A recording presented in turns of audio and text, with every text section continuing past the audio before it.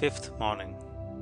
To dwell in love always and towards all is to live the true life, is to have life itself. Knowing this, the good man gives up himself unreservedly to the spirit of love, and dwells in love towards all, contending with none, condemning none, but loving all. The Christ spirit of love puts an end not only to all sin, but to all division and contention.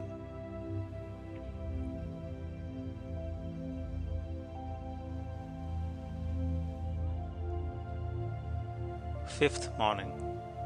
To dwell in love always and towards all is to live the true life, is to have life itself. Knowing this, the good man gives up himself unreservedly to the spirit of love, and dwells in love towards all, contending with none, condemning none, but loving all. The Christ spirit of love puts an end not only to all sin, but to all division and contention.